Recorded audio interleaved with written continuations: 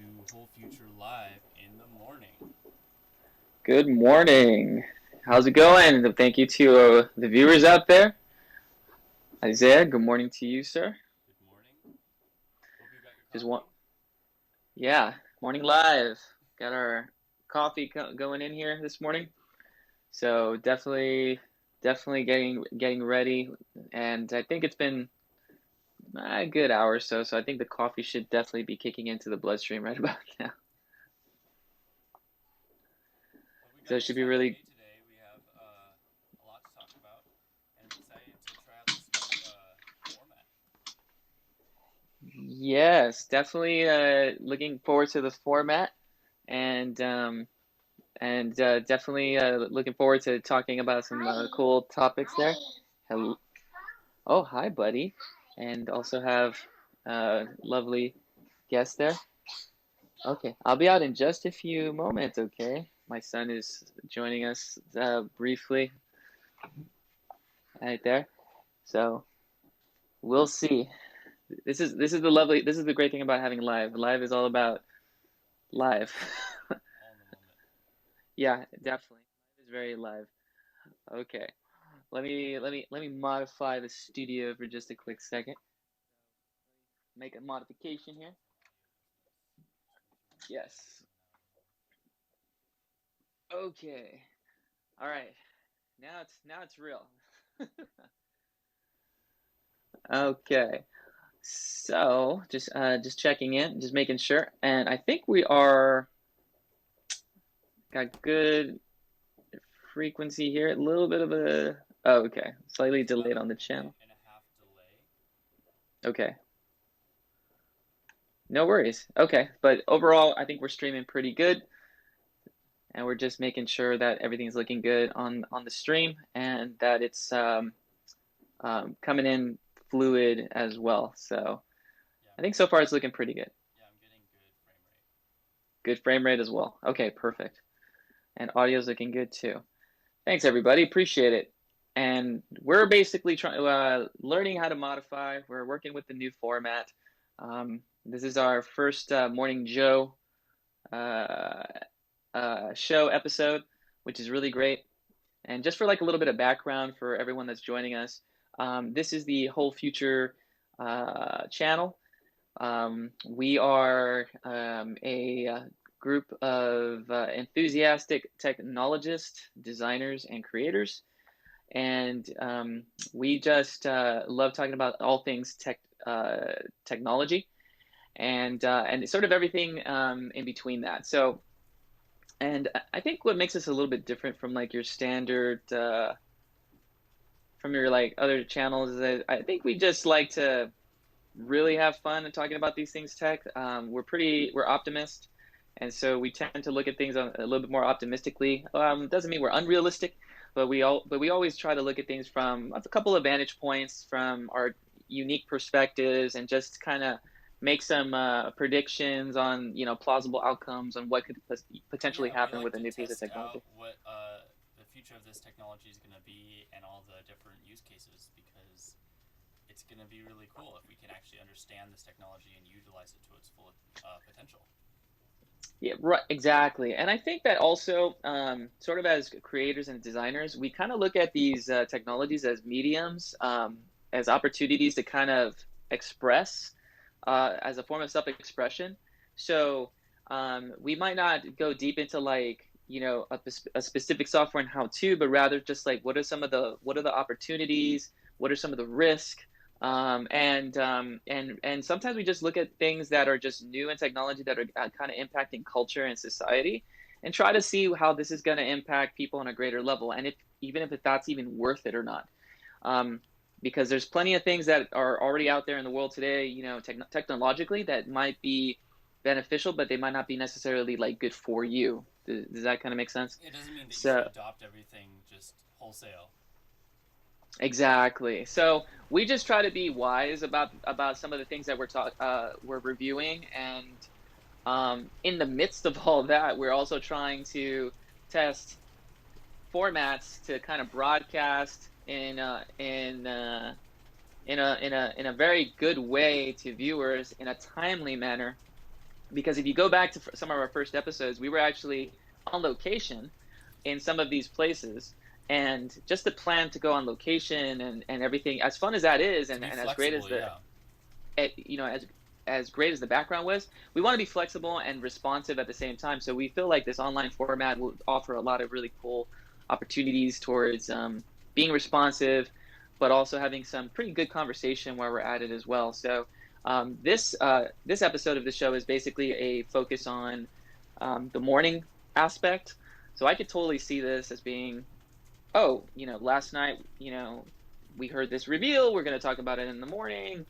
We're going to talk about it over coffee. We're going to chat about it, and then essentially just kind of, you know, make a couple of predictions and as possible outcomes. Yeah, give And our so insight into the space where we can, and if we are just questioning and being like, oh, this is something new, just guys, keep you guys informed. exactly. So just serving our community and just and just offering everyone a little bit of insight and some knowledge about the topics. So that being said, Isaiah, why don't we jump into it, right? Yeah, let's. So we kind of continued this and then went back and then continued it again because of our first stream was a little more choppy than would have liked.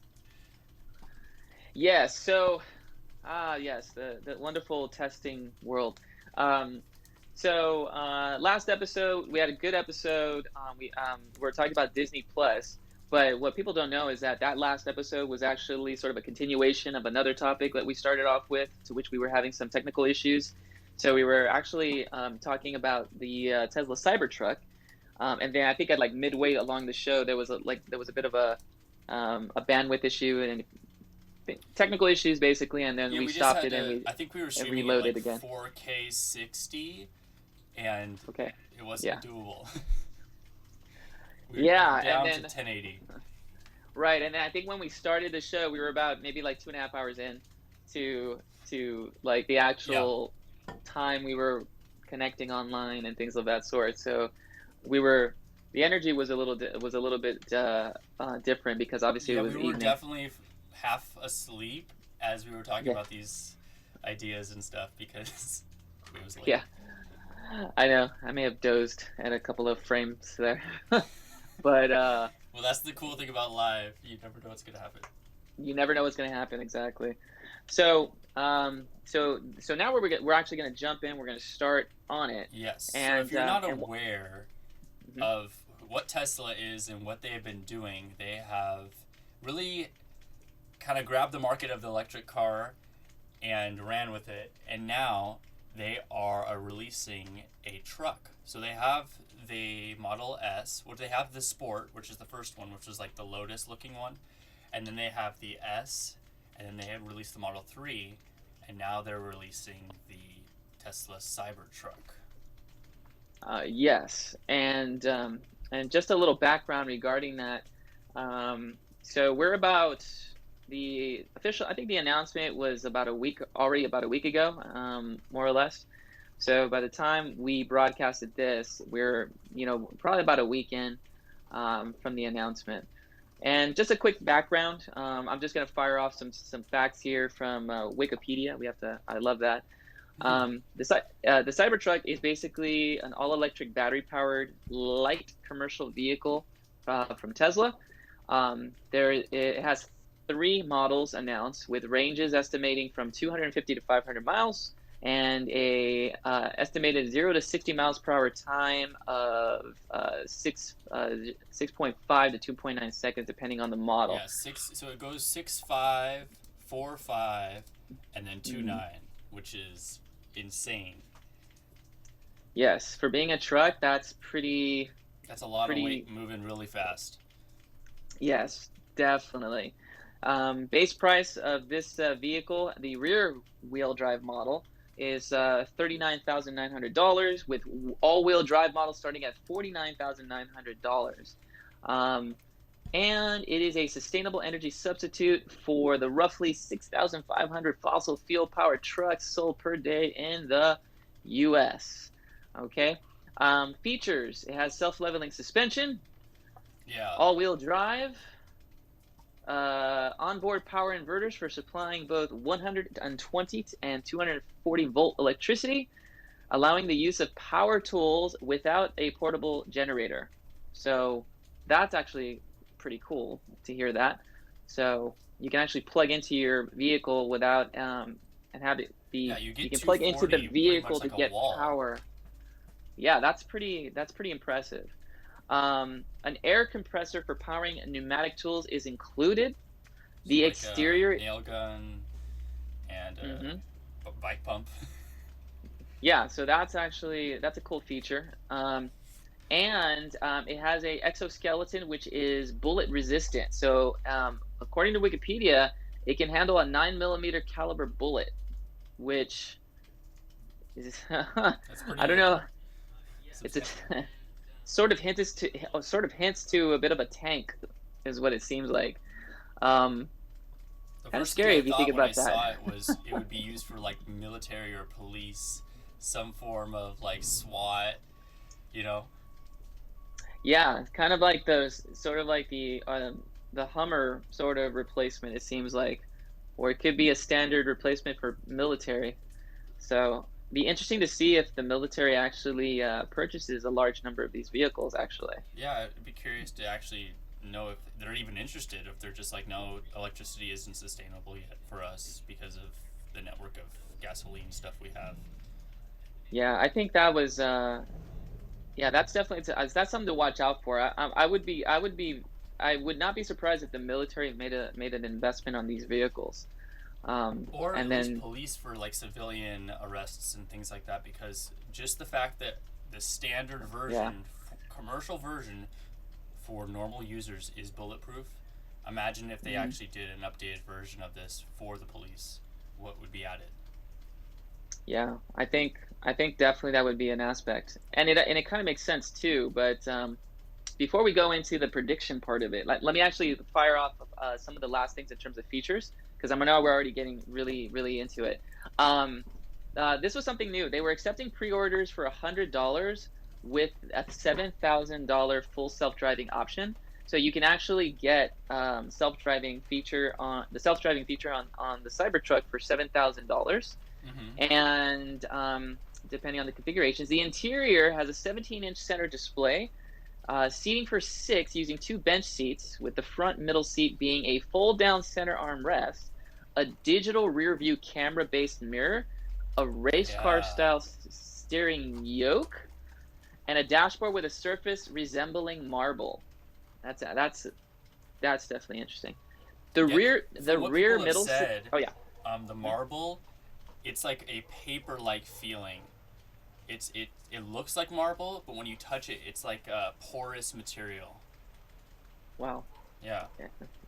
So I would love to see. Wow. Okay. Definitely like to see that up close. Um, Makes me want. Now I'm thinking I might want to go maybe to a showroom and see if they have it on display, Yeah, which I haven't heard I mean, I about have a yet. picture of it right now on the stream, and it's got. Hmm. I really like the interior, just how simple it is. I mean, I'm thinking it's going to be really cheap for them to manufacture this, Yes. because it's so stark compared to other cars, which have all these frills, which have all these plastic parts that you have to mold. I really Hmm. think that this, for them, is a really smart move because of the lack of engineering that needs to be done. Yes, and let's jump into that because that definitely makes me think about a little bit of like the purposes behind that. So, so one of the things so the first initial thing I'll just say in terms of just reaction, is that it was definitely a sort of like a you love it or hate it sort of reaction, right? Um, According to Wikipedia, a lot of commentators expressed dislike, and the stock was down 6% following the announcement. So, but I haven't seen what it is today. I think initial Um, investors saw it and he's like, Elon's lost his mind. yeah, but then of course I'm sure it's back up because then Elon Musk tweeted that they received 146,000 pre-orders, and I was just on his Twitter feed this morning, and about 12 hours ago he announced that he was about 250,000 pre-orders. So Ooh. th- yeah, that's pretty good. Yeah, it's So $100 down. yes, Yeah, and that's a refundable deposit too. Which it's So $100 yeah, but I mean, it makes the just to hold entry your very spot low. in line. Exactly. And according to the data, 42% choosing the dual motor configuration, That makes 41% sense. choosing, which is great, 41% choosing the tri-motor configuration, and 17% choosing the single motor configuration. I mean, And if you're buying this truck, you're not mhm, buying it because of the fact that there's others on the market that do the same thing. You're buying it because it's unique and they mhm. have that three motor design, because I bet there's people out there who are on the bleeding edge of needing power, and this delivers on that front. I think it's one of the highest capacity non commercial trucks you can purchase that can tow over 14 or around 14,000 pounds, which is insane with the tri motor. Yes, and that definitely opens up that opportunity for the market potential. So obviously, this is the F-150 competitor, right?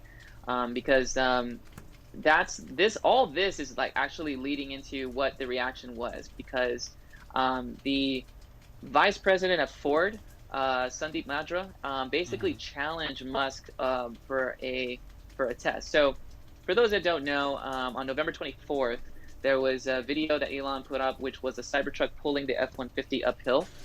And what was interesting about this was that the vice president of Ford challenged him to actually do a true apples to apples tug of war test, and to which Musk replied, quote, "Bring it on," end quote, agreeing to the request for a more balanced tug of war. And astrophysicist Neil deGrasse disputed the Tyson. Neil deGrasse Tyson disputed the claim of the original test, saying that it didn't demonstrate the Ford pickup truck's engine power because it wasn't, quote, fully loaded, and challenging Musk to give the, quote, highest traction to its rear wheels, then try to drag that up to the hill, to which the Tesla CEO agreed to. I So, would have to agree uh, with that, because obviously the Tesla truck weighs way more and has the advantage because of those batteries. So if you put that yes, same weight in the F 150 that the Tesla has inherently added on, if you evened it out, I would be really curious to see who would win. exactly. And it's the first time both companies have gone head to head publicly. So this is What's great. This is good It's press pretty for cool. both companies. So um, this is going to be really interesting because it's going to lead to a competition, a showdown. I love the science component as well. So but both companies, their own videos showing drags up to. It says here, Ford eventually released their own promotional video for the electric F-150 pickup, in which it drags over 1 million pounds of double-decker rail cars. So this will definitely be an interesting thing to keep in mind, or keep an eye out as well. A quick note about the market potential as well. Full-size pickup trucks, over 2 million vehicles per year, total addressable market, and and it looks like the Cybertruck will be able to take advantage of the Tesla network of shared vehicles to generate an income stream if the later were to become available in the United States and worldwide. So, which leads us into what we were talking about, which was, how this thing is actually probably a smart move for the company, not only in terms of just marketing, but also in terms of manufacturing, right? So, let's basically talk about that. Yeah, Okay, so optically, I think it was a sledgehammer on the truck market, because everyone is talking about it. Everyone knows about this design. Everyone has an opinion about it. It's genius. right, and that's actually Tesla's MO, right? They virtually no marketing, little to no marketing has been done for much of their vehicles, right? It's the Apple model per se, right? Tesla is following this Apple model, which is like, if you make something that is noteworthy and remarkable, and it's significantly 10 times better than the current market, product, then then you have yourself a winner because it promotes itself, right? And this vehicle definitely was not only made for marketing purposes, but it also has some great technological features as well. So it's actually the details that where it's at. And based on what we just read in terms of the details, it does have a sort of a market factor. I didn't take account, but it looks like it's up to 10 factors or variables better than what's currently on the market, right? By a factor Yeah, I of think 10. it's going directly to what they want, which is the power, the towing power, Hmm. and just delivering it.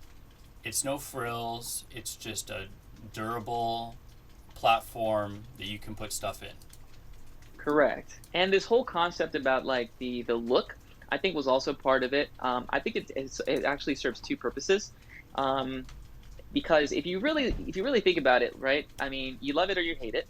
That alone is good press. And in addition to that, the whether you love it or you hate it, um, the design actually is really easy for manufacturing. Extremely. Because because okay, just a little background, right? So I've worked in manufacturing and product design, right?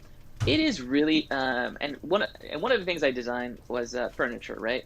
And kids furniture, really fun, really great. One of the things I learned about that experience was that it's really difficult to create organic forms because you have to really get your curvatures proper, proportion has to be exact, and it takes longer for things to manufacture, which is if you which is different versus a geometric shaped chair, which is easier, right?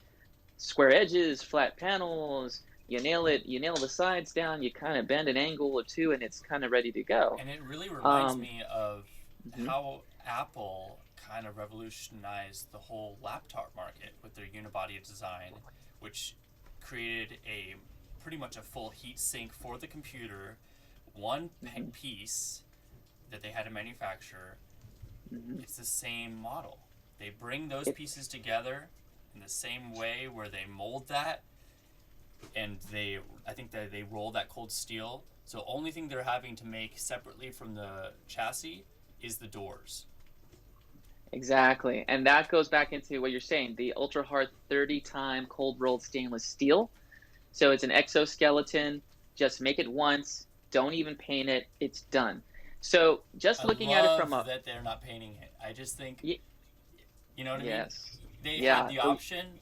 They're not even mhm. giving it. I think that's just so smart.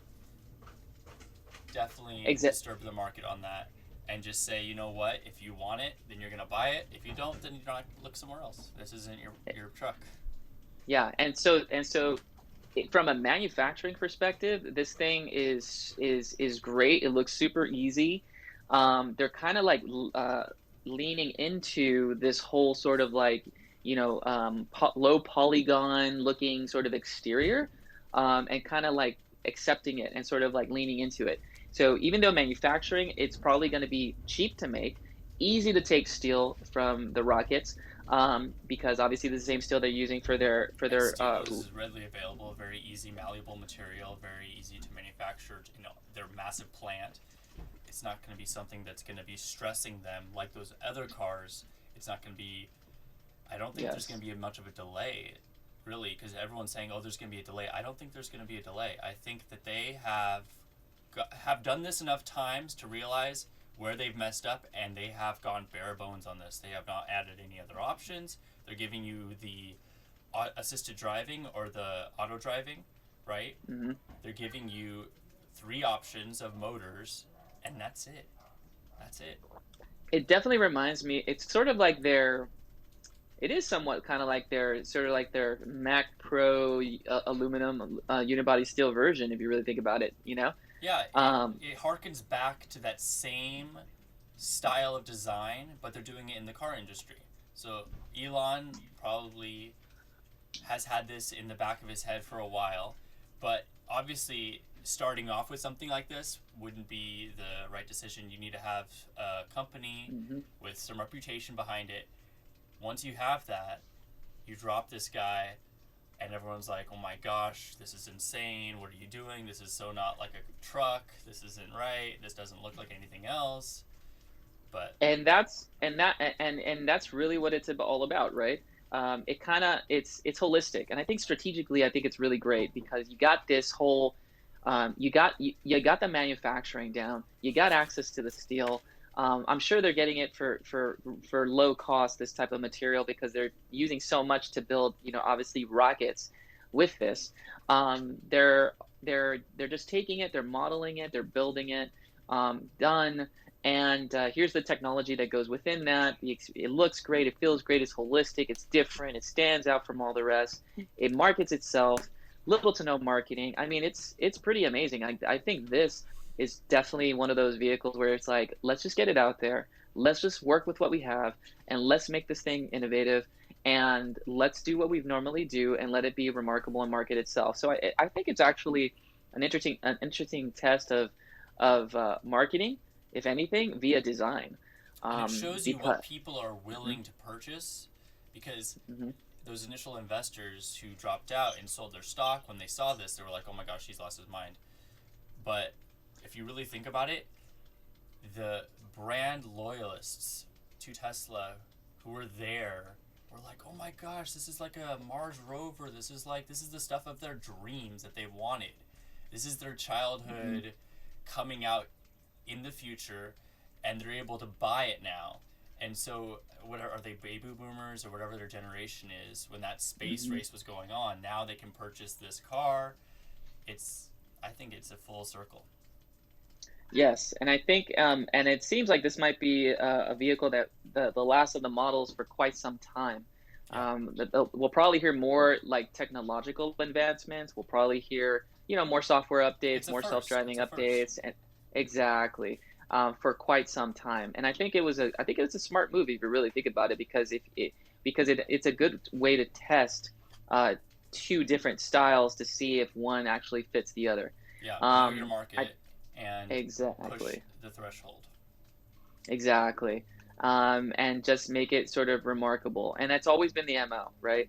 For Tesla and their models and things of that sort. So I think it's fun. I think, from just a design perspective, I think it's a nice departure from what they're normally used to, in terms of the body styles. I think it'll keep Yeah, things interesting internally. I think it's going to make the marketing kind of keep up. It's going to keep the curiosity going. I think it's a smart move, and it definitely makes me want to sort of sit there and kind of apply it. Um, and then the other thing that haven't even mentioned is, what is it? The ATV, the four wheel. yeah. There is no mention of that anywhere here about the I ATV. think that was just a, cherry on top. I don't think they have released it yet, unless like a custom order and Elon's best friend gets a, maybe the first 300 people. I don't know, but I don't think they're releasing it yet. As of right now, probably look at like something in next year. We'll hear about it.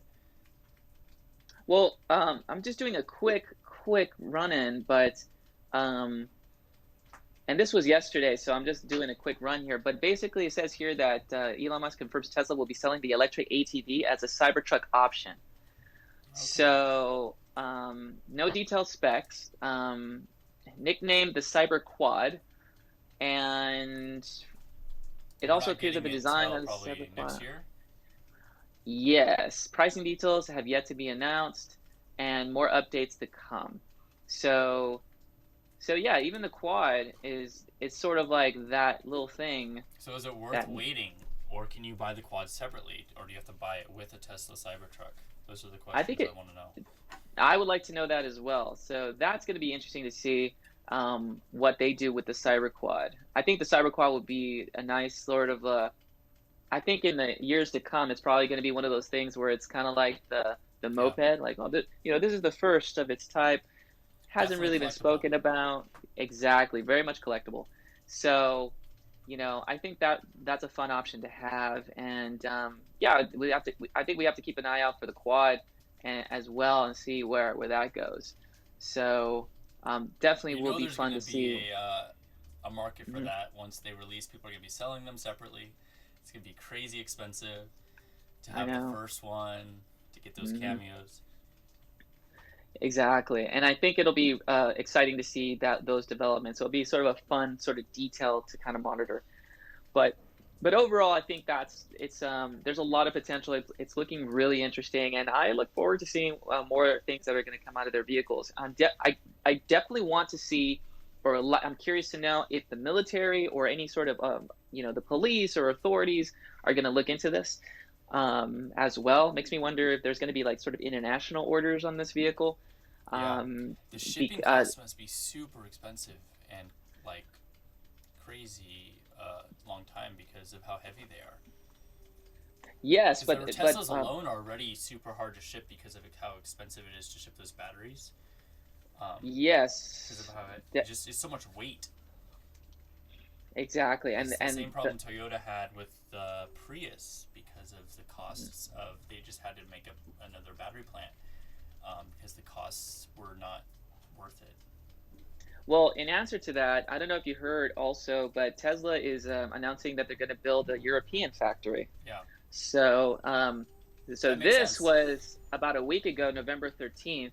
So, Tesla announced that it will expand its global manufacturing network with a factory near Berlin. So Hmm. and it makes sense because some of the best cars in the world are made in Germany. So, per according to what Elon says, and um, and so they're definitely now stepping into that territory in a major way. Some of the things I've heard about that, just on a side note, is because a lot of the laws are very different. American law for manufacturing is very different from other countries. Yes. So the issue, I think, and I don't have the exact quote, but it's going to be sort of like uh, a unique sort of model because a lot of the manufacturing, the work laws in Europe is very geared towards the employee. Like, there's no overtime, from what I understand, when it comes to manufacturing. And you know, for being a person that walked into like SpaceX at one point, Hmm. it's a 24-hour factory. So it kind of makes you wonder. And I'm not saying that Tesla does that with with their automaker, but it will be really interesting to see like how they will be efficient within a 9 to 5 or 8 hour workday, and sort of building that up. Yeah. Um, and I know I haven't thought about that holistically or strategically, but I feel like it could possibly be, well, perhaps they're going to make more of the higher end vehicles, and they don't necessarily have to sell many models in Europe at a level that you do in America because there's more popularity in America. So I think it's a good start. I think it's going to give them a little bit of a move when us it's a smart move, but it'll also give it's going to be an interesting sort of opportunity for them to kind of expand into the European markets. So we'll probably see the Cybertruck in Europe sooner than later with the new factory. Yeah, that would probably be one of their biggest things to get up before the Cybertruck goes public all over the world. Hmm. Get that factory up so you're not paying those massive, and also probably like their whole MO is not wasting energy. So that would be a whole huge waste of energy if they were to ship all those batteries over there. Yes, and it would increase costs too.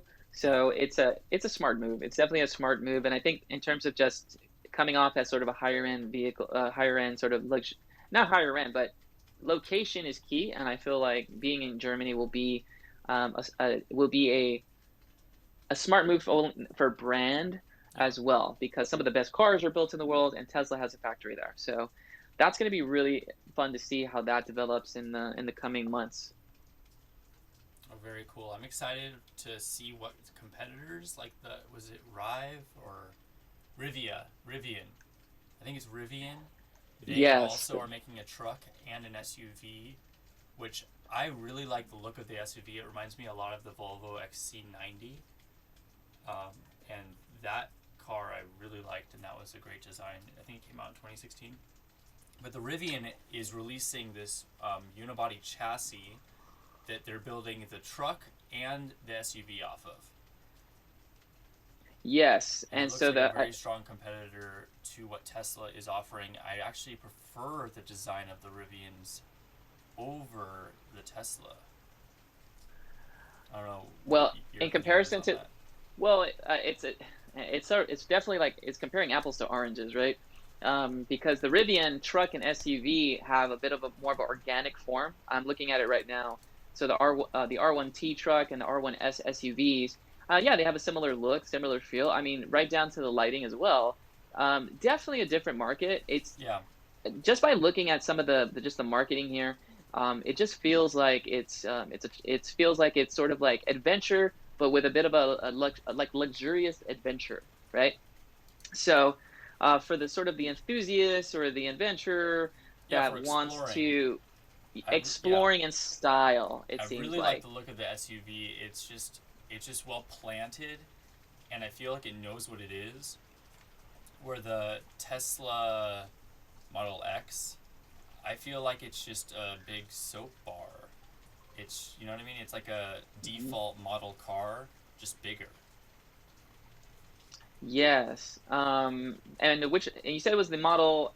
I'm sorry, the Model Y you were saying, Isaiah? The Model X, Oh, the Model the X. big one with Yeah. the Falcon wing doors. Oh, yeah. It's kind of, yeah, you're right. It does feel a little bit like a Model X. I mean, But this one, I really think it's way more planted. It reminds me of a Range Rover, or yeah, you know, exactly. and it's got Yes. those big wheels. The you can clearly just see the line of the car. Those lights are so cool. Yeah, I think you hit it on the head. This is like the sort of the Range Rover competitor Yeah, and it even for, can wade in water over in depths over 3 feet, up to yes. 750 miles per hour. Oh, up to 700. Oh, okay, not not the speed. Or is that the speed? That's what I'm seeing Right. right here. Up to 750 miles per hour. Right. PH. That's And in turn insanely fast. it is very, yes, it does look very, very interesting in terms of like the Rivian here. And it definitely looks like competing against other brands of car that I don't It think doesn't are, look like an they're more electric car. there's more startup related, but if I was going to do a quick review on the Rivian in terms of its market impact, let's take a look. Uh, So on their page right now, it's really targeting off-roading and a more generalized kind of all-purpose vehicle. So the R1S, which is the one I'm looking at right now, mhm. is I believe a seven-seater. The interior looks really clean and nice. It's definitely more stylized than the Tesla. It has more going on, but it has that centralized touchscreen in the middle. I think it's around maybe it looks about 15 or 17 inches, same size as the Tesla. But it reminds me a lot Yes. of the Volvo interior. I don't know if you're familiar with the Volvo, but the seats are really give me that kind of look. Yeah, and it definitely seems like it's stepping into that sort of like market. So, yeah, I think you hit it on the point there. I think it's definitely where Tesla is definitely aiming towards the F-150, then yes, this is sort of like Range Rover. It's stepping into that Range Rover sort of market, Yeah, definitely more um, luxury. and more luxury as well. So I think it's a smart move. I think it's very niche, and it's definitely something to keep an eye out for in the future. So I like it. Last year, I'm just doing a quick review of the Wikipedia page. They Mm-hmm. received $200 million From financing, Amazon. raising fund. This was a debt financing from Standard Chartered Bank. Other investors, they have a breadth of investors from different countries. So, They have a and similar yeah, shot to February what Tesla 2019, has. Oh, what were you Amazon saying? did announce, yes. I just wanted to confirm your last comment that it did. Yeah, Amazon announced $700 million investment. Yeah, So, and then I think Ford also invested around 50. I could be wrong. uh, 500 million. So half a 500. billion Okay, so dollars. a little bit more than 50. Wow. But Okay. so what their idea is, and I was watching a interview, the CEO of this company, Rivian, wants Hmm. to make good with the current car manufacturing market and be their friends to integrate well with them. Instead of Tesla, who really is saying, you know what, we're not any part of that. We are totally going a different direction. This is nothing to do with how we are, which Rivian is doing the exact opposite and trying to be buddy-buddy with these guys. And this is interesting too. According to Wikipedia, in September 2019, so just a few months ago, Amazon ordered 100,000 electric delivery vans from Rivian as part of its plan to convert its delivery fleet to check this out, Huge. 100% renewable energy by 2030. Delivery of the vehicles will begin in 2021.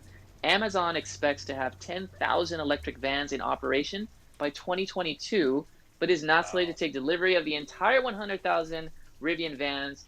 The contract calls for until 2030. Smart move. Super smart. Very smart move.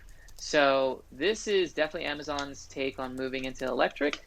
Wow, that's a whole nother episode in and of itself, because what does that mean for electric, for Amazon? What does that look like as a potential outcome for drivers? Right now. Man, I think this is the first step towards Amazon going into self-driving for their. That's crazy, and it's really smart of them to be growing with this company instead of coming in at Tesla and saying, "Oh, I would like you guys to make these changes to the vehicle we need." Where Rivian is a startup, so they're going to be more than happy to abide by Amazon's needs. So I think this is smart for both people because they're going to be able to have a very wide test market alongside the new development of this technology, as well as solid state. I don't know if you've heard of solid state batteries, but they are coming out in the next 5 years. So all this technology merging together is so cool. It's amazing. It's really amazing. So it's definitely a whole nother aspect to this, and they're definitely looking at all the technology, batteries, like you're saying, and just integrating everything. Man, it sounds great. It sounds like it's going to be really good to be a driver because you'll have like these sort of high-end luxury vehicles, and just for brand, that's going to look great too, because these cars it'll definitely be a boost in brand for Amazon. I mean, you'll see these things on the road. They'll look nice. They'll look luxurious. They kind of have a bit of a sort of a robotic look to them. Like the front face of the Rivian kind of reminds me of sort of like a robot per se. Yeah, it's got a little bit of a Big Hero 6 kind of vibe. Exactly, it does. So it does have a little bit of that. So I think it's only going to be a matter of time. If you look at the original Range Rover, they have those two lights that are on top of each other, and that circle that is outlining, it looks like the place where those lights would be on an older car. So I think they're taking the accent of the old design, of that kind of shape structure, putting that in the new design and revamping it. That's what it harkens back to me just a little bit. Yeah, I'm kind of looking at some of the designs for Range Rover, and yeah, definitely. Yeah, I think it definitely is a call to that.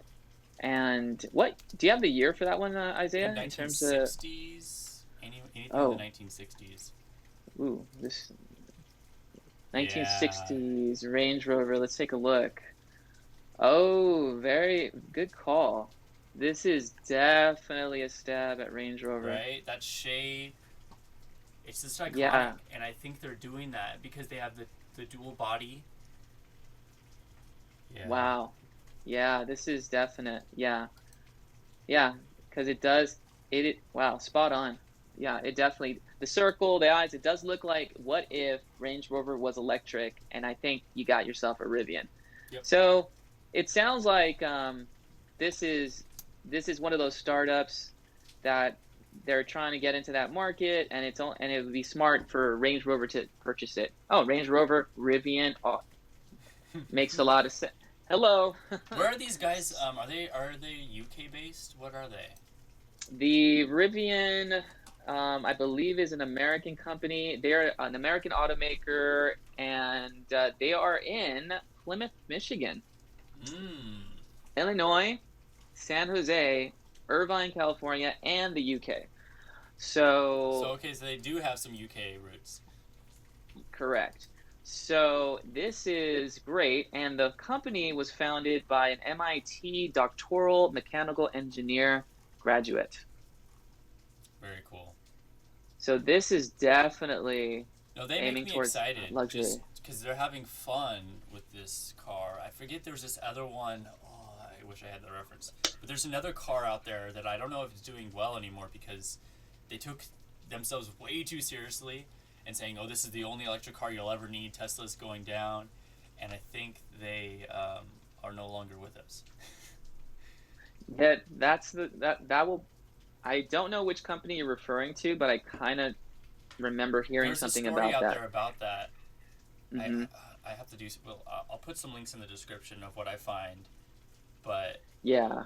either they're in debt or they're remodeling their whole structure because it was supposed to be a luxury car, a very expensive luxury car, but they, I think, weren't able to deliver. The technology was lagging, and then just everyone was like, "Okay, we're out." I think you might be referring to Faraday Future. Faraday Future, that's Um, exact company. yeah, and Faraday Future actually is here in LA, not too far from where I am actually. And yeah, and Faraday Future does have some issues. It was founded by a Chinese billionaire. Yep, So their claim to fame was like we're going to be as good if better as Tesla. They invested a very large sum of so money, lot, very substantial. and and essentially it's not doing so well. So Well, you um, used to hear a lot about it, where they'd compare the two.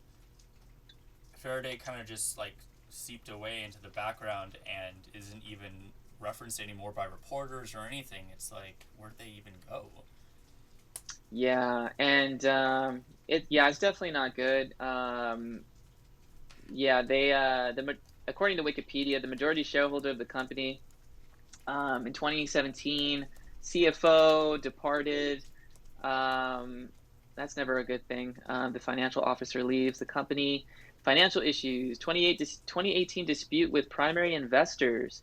2018 October announcement of layoffs. March 2019 joint venture with online game operator to make electric vehicles in China.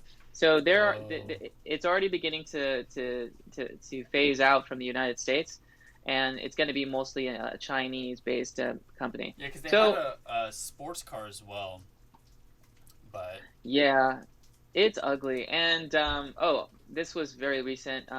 Bankruptcy, yep. October 2019. Yeah.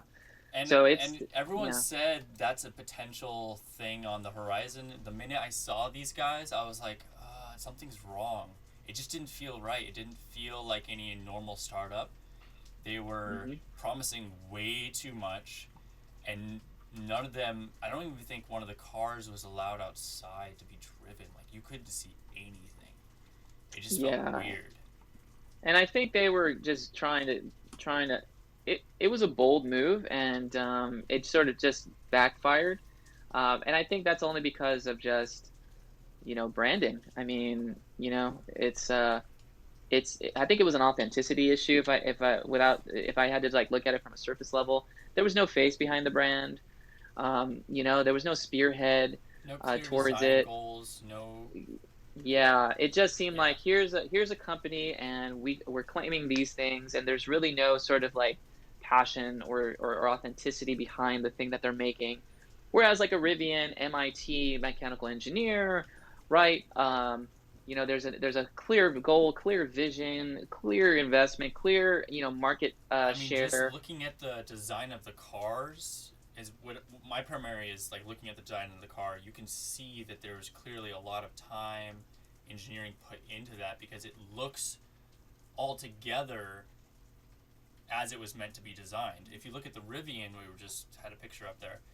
It Yeah, looked like a mixture of different designs that didn't really know what it was trying to be. There was these camera mirrors. There's this weird it went in and then out and then in, like this weird. And I don't think the structure was quite right. It just everything about it kind of looked odd. It looked like a concept car from the beginning, and not something hmm that they were going to roll out. But the Rivian, you see it out. They have pictures of it on the road, out in the wilderness, and it's not renders. It's a real thing. Yeah, it's an American car.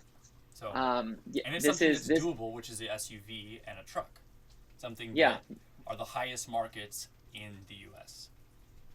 and you can't.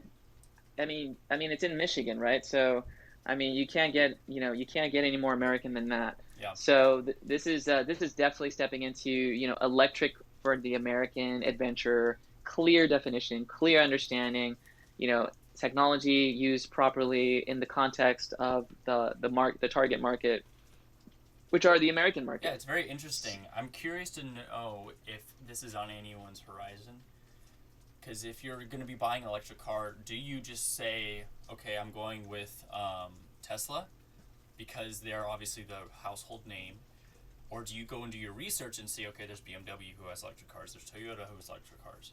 Do you do your research and find out what is coming out in the next 5 years and say, okay, I'm going to be investing in this? Or are you just narrow minded and you're just going for what you know and is trusted? And this is in reference to the Reference to the new up and coming electric cars, because Volkswagen has an electric car coming out, Audi has electric cars coming out. Pretty much every company, Volvo, Mercedes, I mean, every car manufacturer, Honda is releasing their new Honda E. The Honda E, it Mhm. looks really cool. I want to buy one. But everyone is coming out and claiming their market of electric vehicle. So do you just go and look at Tesla, or are you on the market as a whole to see what's coming in the future? Well, Tesla speared the way. Tesla open sourced a lot of their technology. I'm pretty sure that all these companies may have hinted towards that open source solar technology in the vehicles. Yep. Um, and I think it's just a smart move. I mean, when a competitor is stepping into the car market, you want to make sure that you're not missing out. So in terms of like all these companies going in, I think people will buy electric because they just they there are some people that are just brand loyalists and they just want a vehicle. There are some people that want it that want a value price vehicle, and don't care for brand. I think there's markets for all of them. I think what Tesla's doing is spearheading the way, working on the bigger markets, taking market share of those, and eventually once they dominate, then they'll become like what Amazon or any other monopoly does, right? They will eventually step into and grow into your niche markets and kind of take over. I think what Yes, but as companies someone like who mhm, is on maybe potentially the market for electric car, do you yes. look at other companies other than Tesla, or are you focused on what they are doing solely, and maybe you're looking at Volkswagen or some other of the big brands? Well, I'm a Gen Xer, so I have I have rent, I have family, and value is the my primary goal, right?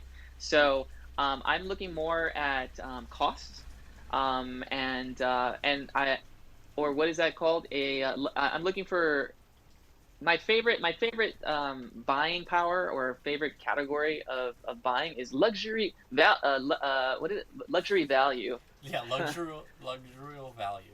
Yeah, is Yeah, that even a luxurial word? value. So yeah, I would like to have something that is of value but has some type of experiential quality to it, or it feels good to drive Yeah, in, best of both right? worlds. The Best of combination of the both two. worlds.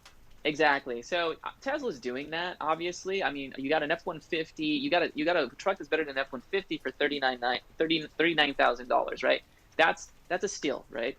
Um, and that's one aspect to it. You have a Model S, which is comparably cheaper than than your standard sort of Porsche, right?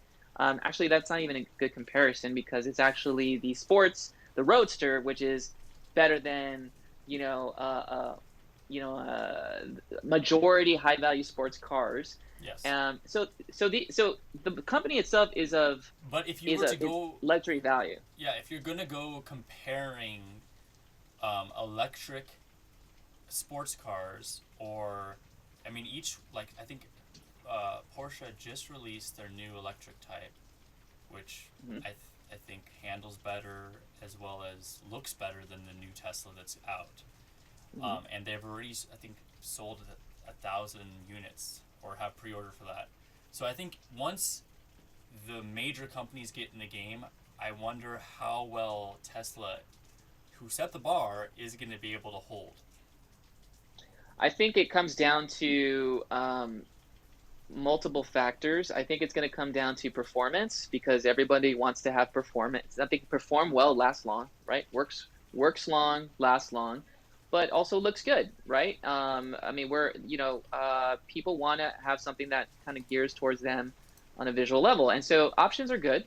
Competition is a good thing, and I think everyone has an opportunity to take a piece of the pie, right? We need these companies to kind of do interesting things so that other companies can do even better things. But in the end, the customer wins, right? Yeah. I, as, if I'm an owner or a CEO, I want monopoly. If I'm a customer, I'm scared of monopolies because then I'm locked into whatever you sell me. So you can raise the price on me, and I have no other option to go to except back to gas, right? So Or we hydrogen. need or hydrogen, or so we need these companies to we need Innovate. competition to innovate, continue the innovation curve, and really keep people on their toes, right? Because in the end, this competition will actually be one uh, specific, two, it will be specific for me, and three, it'll hopefully be good for my wallet. So I don't want to pay a lot of money for this vehicle. And some of these vehicles that are coming down in price I do not like the fact that they are having this entire, $10,000 to replace a battery, Yeah. right? It just isn't I feasible. That's what I think the new technology coming out, which will be solid state, is going to revolutionize this whole market because lithium ion is expensive, is heavy, catches fire, heats up, all these other problems. You lose power when it's cold. It's not Mhm. as reliable when it's cold. There's a lot of these issues. You have to heat the battery. Um, Manufacturing defects can occur if they're not shipped properly. I mean, Mhm. look at the Samsung's S7, which caught on fire multiple times because of that lithium-ion battery. I really Right. think that the new technology, when it comes out, those batteries are going to last way longer. They're not going to be Mhm. catching fire, and you're going to be able to actually trade them like a normal car. Right now, you buy a car that has a normal combustion engine, and 10 years later, the engine most likely isn't going to be throwaway.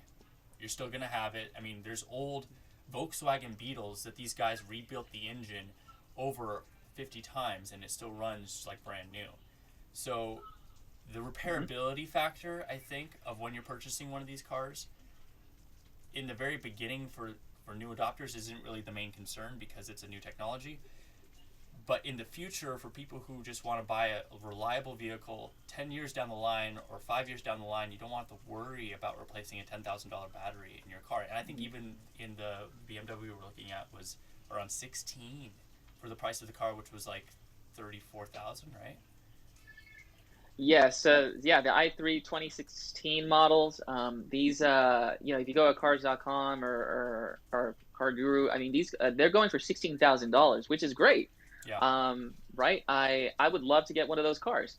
Soon as you Google the price of the battery, the replacement of that battery, if it wasn't good, it's in the tens of thousands of dollars. So it's like, Yeah. wow, it's like I almost have to buy another car It's to two get cars. it's like two cars, exactly. So I don't think that's sustainable in any way. I mean, Plus, obviously you're this going to have is. to do the same thing that you had to Mhm. do for that car initially when you first purchased it. So it's not something that's like it's not you're like repairing something and that's going to be fixed for a while. No, it's inevitably going to fail the same way it did and then you'd have to pass that on to someone else. So the waste is, a lot. Mhm. You're wasting those batteries. So I think really the electric car isn't going to come into its own until the new technology of batteries come out when it's going to be able to easily be replaced, easily maintenance, and doesn't Mhm. cost half of the car, or in this case, the majority of the car. Right, and that maybe that'll be another episode we can look into to look at sort of like what does the maintenance look like for these vehicles, because even though we're dealing with just essentially the a surface level overview of what this is, we haven't gone deep into the investigation of it. So it would probably be Yeah. helpful to do a separate episode and look at it from a deeper level, like what does the Yeah, maintenance I look would like? really What is like sort to of the. see. especially other people's concerns, because I'm reading right here on Tesla's saying Mm-hmm. shutting down while driving, getting locked out of your car, screen non-responsive, and they can't unlock Mm-hmm. the car because everything's software. So if you have a software issue, that's a big deal. Unlike another Yeah. normal car, you just unlock it with your key and you're in, and you start Yeah. it So and you go away. it'll be really fascinating to see the day to day and sort of kind of nitpick what that looks like. And if there's anyone out there that might have one, then that'll be great to talk to. So, and just kind of get more details in terms of like what's the day to day look like. Has anyone really do that? I'm sure we can investigate that and then make that into like an episode in terms of like what is this sort of like, what is the niche, what do the details look like? That could even be a podcast episode too, where we look at sort of like the day to day and like go deeper into those levels in terms of like what does that look like in terms of a vehicle, maintenance support, costs, things of that sort. In the context of all the different buyers that are buying them, what does it look like for me? What does it look like for you? What would it look like for someone else that's just getting out of college? Yeah, really. And I was super excited for the Honda E. I don't know if you've seen that car. Maybe I've showed it to you. I have. Yeah. But I really was really excited for it. And then when I was like, oh, it comes with a lithium-ion battery, I was just like, no, this isn't a good investment. Because in half of the car's life cycle, before I even need to change the tires, it's already lost half or more of its value. And let's say there was a defect or something, I'm sure they would repair it. But to purchase it as my first car and spend that much money on it, I would want it to be usable for a long time, not just for a short time. Much like any vehicle, right? You don't want to. You don't want to have to have special treatment for your car. You want it just to be a car. Exactly. And so that's going to be a big challenge for these companies. I think that they're going to need to kind of change your perspective, right? I didn't think I needed a cell phone every year, right? But now that's the behavior. So and so a lot of these companies are trying to, I feel, kind of take a look at that startup mindset, which is like if we can kind of get a vehicle out, and I think that's sort of like the golden egg, right? Like if we can do what Apple does for cars, if we can do what Apple does for phones and for laptops as much, but for the car market or for X market, whatever market, then that's sort of like the win-win situation. And I think that varies. So, it's going to be really interesting to see where all these sort of vectors go and how they're going to overlap and how they're going to connect and how they're going to cross-pollinate and make into something new. I agree. I think Tesla really paved the way, and they were lucky with being the first big electric car company, because electric cars have been around forever. But they were the first ones to really look at that model, perfect it to a point where everyone wants it, and now it's a staple. So they have clearly brought us into the battery age of vehicles, and it's only can move forward. Yes, and I think that's the point. I think we're excited for the move forward. I think at the end the big story is sustainability. Moving into a more sustainable world and moving away from fossil fuels. So I think that's just in the end the overarching theme that whatever these companies are doing, they're going to need to stick to the ultimate goal, which is: are you trying to make the world a better place? Are you trying to reduce fossil fuels? Are you trying to reduce carbon footprint? And are you saying that? And do your actions support that?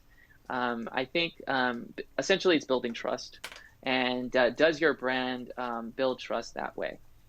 Yes, I understand tradition. Responsibility, really. If you see, I don't think there's any car manufacturer that can really be like, well, I really don't care about the environment because of all the little regulations. I mean, in California alone, we have the highest, I believe, emission standard for any vehicle. And that's good. I mean, I think that's a move in the right direction. We're being responsible, and we're doing our part. And I don't feel bad about doing that. Does it hurt when I pay the registration? Absolutely. Is it a pain in the butt to do a smog check? Sure.